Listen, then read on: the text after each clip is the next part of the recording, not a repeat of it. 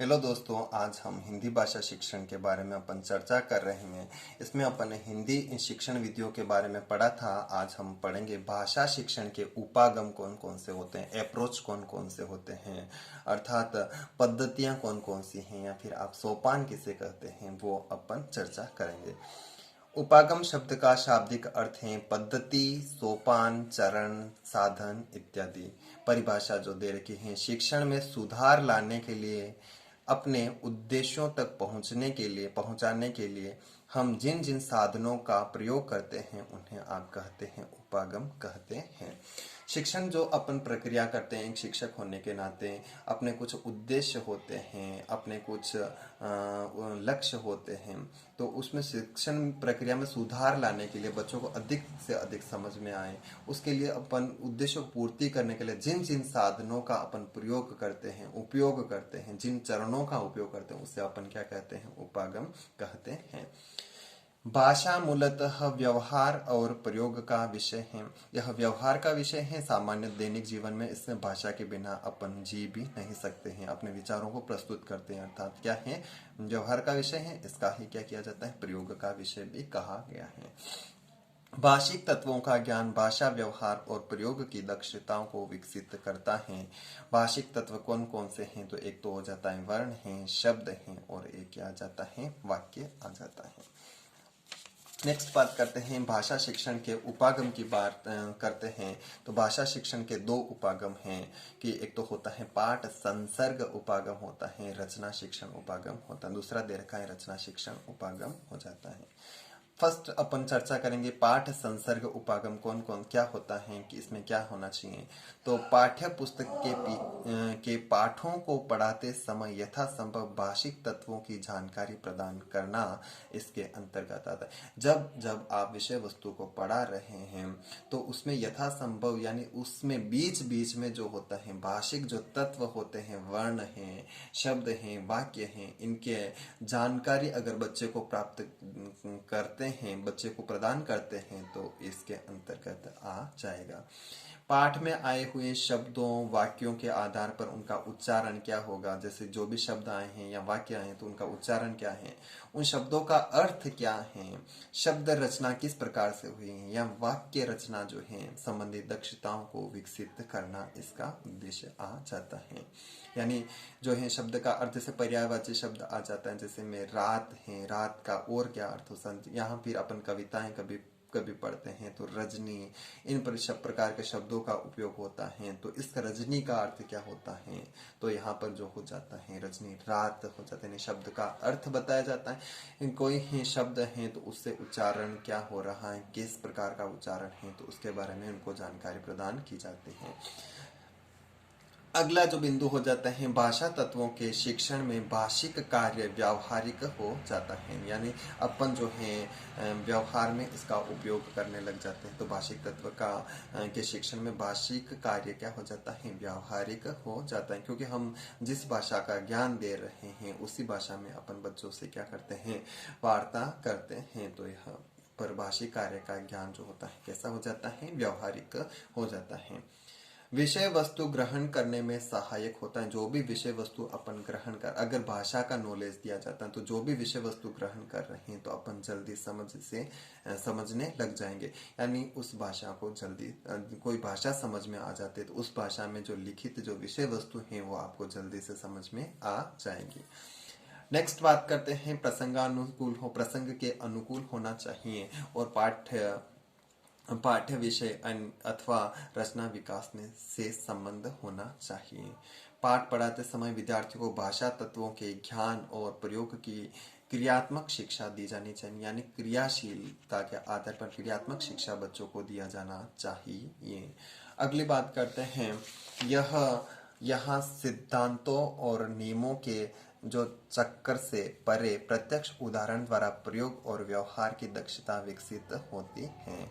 अगला बिंदु दे रखा है भाषाई दक्षता प्राप्त करने की रुचि बनी रहती है, यानी आप जिस भाषा का शिक्षण करवा रहे हैं उसी भाषा में करवाया जा रहा है तो भाषा दक्षता, यानी बीच बीच में उससे संबंधित जो शब्द क्या हैं, वाक्य क्या हैं, उनके बारे में जानकारी प्रदान कर रहे हैं, उसकी रचना कैसे हुई, उन सभी की जानकारी दे रहे हैं तो बच्चे में क्या बनी रहेगी, रुचि बनी रहती है।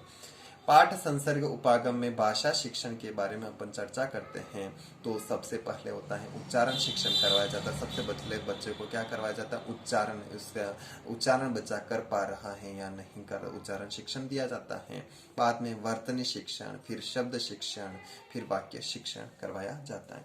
सबसे पहले अपन चर्चा करते हैं उच्चारण शिक्षण क्या है, उसके बारे में अपन चर्चा करें। सस्वर वाचन के माध्यम से गद्य एवं पद्य का पाठ पढ़ते समय उच्चारण शिक्षण का अच्छा अवसर मिलता है। बच्चे को जब अध्यापक सस्वर वाचन कराता है तब गद्य या पद्य जो भी पढ़ाया जा रहा हो उसमें पढ़ते समय उच्चारण शिक्षण का अच्छा अवसर मिलता है, यानी बच्चे उच्चारण को लेकर अच्छे से अवसर प्राप्त करते हैं। नेक्स्ट अपन चर्चा करेंगे शिक्षक को पता लग जाता है कि छात्र किन किन शब्दों को अशुद्ध बोल रहा है। अपन सस्वर वाचन करा रहे हैं तो सस्वर वाचन बच्चे भी कर रहे हैं तो उसमें शिक्षक को पता चल जाता है कि बच्चा जो है किन किन शब्दों को क्या बोलता है, अशुद्ध बोल रहा है या किन किन शब्दों को शुद्ध बोल रहा है। जो शब्द अशुद्ध बोल रहा है उसको आपको शुद्ध रूप में बोलकर बच्चे को बता सकते हैं। शिक्षक सस्वर वाचन से छात्रों द्वारा बोले गए अशुद्ध शब्दों को शुद्ध रूप में बोलकर छात्रों का ध्यान आकर्षित करे, यानी बच्चा अगर शब्द को अशुद्ध बोल रहा है तो शिक्षक का कर्तव्य है कि वह उस शब्द को क्या करे, शुद्ध रूप में बोले, जैसे छात्र का जो ज्ञान है या ध्यान जो है वह क्या हो सके, आकर्षित हो सके।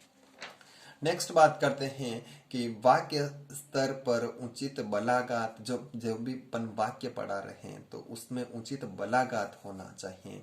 गति यति यानी उतार चढ़ाव होना चाहिए। आरोह अवरोह पर ध्यान देने का अवसर मिलता है।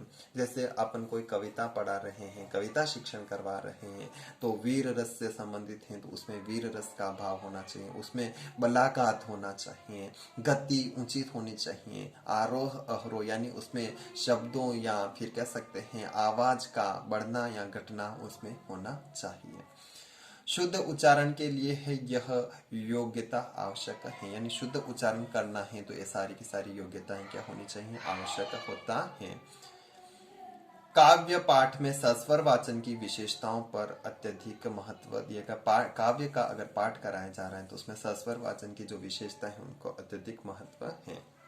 उच्चारण संबंधी अशुद्धियों को दूर करने के उपाय कौन कौन से, अगर बच्चा उच्चारण संबंधी अशुद्धियां कर रहा है तो किस प्रकार के जो है उपाय कर सकते हैं। शिक्षक के उच्चारण का सर्वाधिक महत्व होता है, यानी शिक्षक खुद का जो उच्चारण कर रहा है वो एक अच्छा होना चाहिए। शिक्षक का आदर्श पाठ छात्रों के लिए अनुकरणीय होता है। शिक्षक जो आदर्श पाठ वाचन करता है कक्षा में, जो है शिक्षक पहले आदर्श वाचन कौन करता है तो शिक्षक करता है, तो आदर्श वाचन जो होता है छात्र के लिए क्या होता है, सुनने योग्य होता है या अनुकरणीय होता है या फिर ग्रहणशील होना चाहिए। अतः शिक्षक अपने उच्चारण की शुद्धता के प्रति क्या रहे, सचेत रहना चाहिए, यानी ऐसा नहीं होना चाहिए कि शिक्षक खुद भी अशुद्धता करे, ज्यादा से ज्यादा अशुद्ध उच्चारण करे, ऐसा भी नहीं होना चाहिए। शिक्षक को जो है शुद्ध उच्चारण के लिए हमेशा सचेत रहना चाहिए। छात्र प्रत्येक शब्द और वाक्य स्तर पर शुद्ध उच्चारण के साथ सस्वर वाचन प्रस्तुत करें, यानी छात्र जो हैं प्रत्येक कोई शब्द है या वाक्य स्तर है तो उससे शुद्ध उच्चारण के साथ जो शुद्ध उच्चारण करवाया जा रहा है उसके साथ में क्या करना चाहिए, सस्वर वाचन प्रस्तुत करना चाहिए। उच्चारण संशोधन के लिए छात्रों के सस्वर वाचन समाप्त होने के बाद ही अशुद्ध उच्चारण का संशोधन करना ठीक रहता है।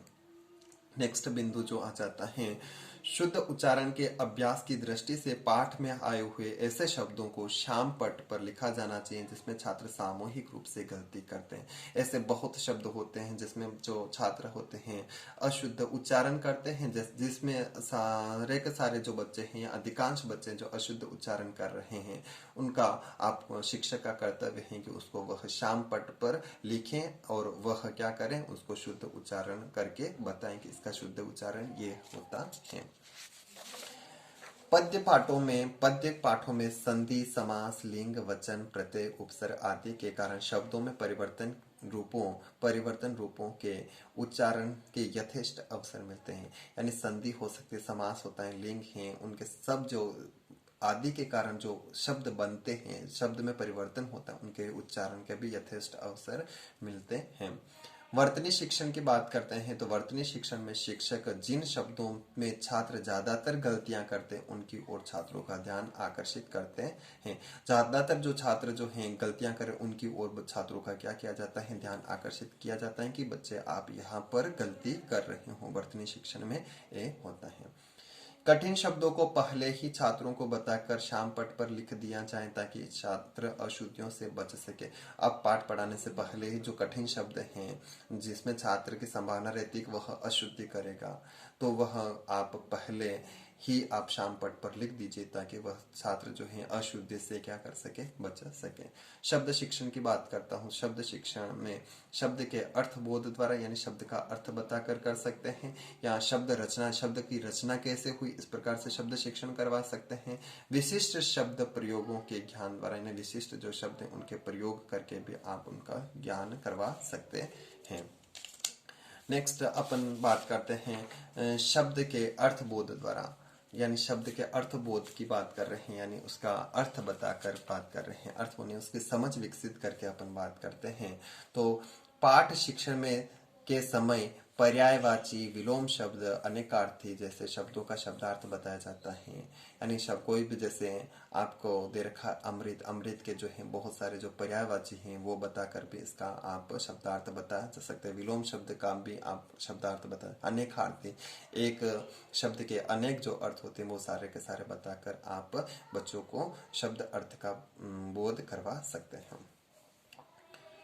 शब्द रचना द्वारा शब्द शिक्षण की बात करते हैं। शब्द रचना, शब्दार्थ, शब्द रचना का ज्ञान, शब्द भंडार वृद्धि दोनों में सहायक होते हैं। शब्द रचना 3 प्रकार से होती है। कोई भी शब्द की रचना करनी है तो किस प्रकार से, या तो आप उपसर्ग लगाकर कर सकते हैं, प्रत्यय लगाकर कर सकते हैं, और समास के द्वारा भी उसमें आप शब्द की रचना कर सकते हैं। उपसर्ग जैसे उप, इस प्रकार के जो हैं।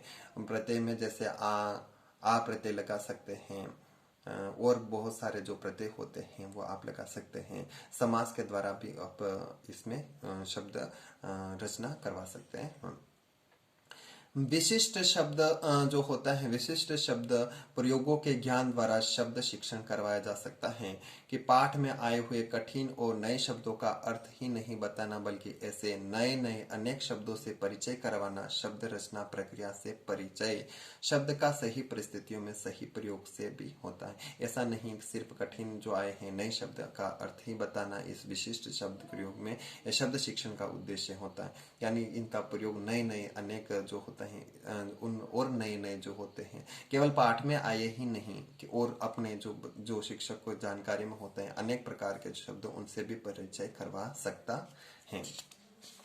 नेक्स्ट अपन बात करते हैं, दूसरा बिंदु दे रखा है, पाठ में यदि लक्षक और व्यंग्यक शब्द आए तो लक्ष्यार्थ और व्यंग्यार्थ स्पष्ट कर सामान्य अर्थ से उनका अंतर स्पष्ट किया जा सकता है। लक्षक शब्द आते हैं, व्यंजक शब्द आते हैं, उसका अर्थ स्पष्ट करके भी बच्चों को आप बता सकते हैं। कहावतों और मुहावरों का प्रयोग हुआ है तो अर्थ स्पष्ट करते हुए उनके प्रयुक्त शब्दों की ओर ध्यान दिलाया जाता है। या जो भी कहावतें बताए जा रहे हैं या फिर आप जो हैं मुहावरे बताए जा रहे हैं उससे भी आप क्या कर सकते हैं, बच्चों को आप उनका अर्थ बताकर या उनका वाक्यों में प्रयोग करके उनका आप ध्यान दिला सकते हैं। वाक्य शिक्षण की बात करते हैं। निबंधात्मक पाठों के शिक्षण में वाक्य शिक्षण का उचित अवसर मिलता है। निबंधात्मक अपन पाठ होते हैं उसमें जो है वाक्य शिक्षण का उचित अवसर मिल जाता है। निबंधात्मक सामग्री में भाषा का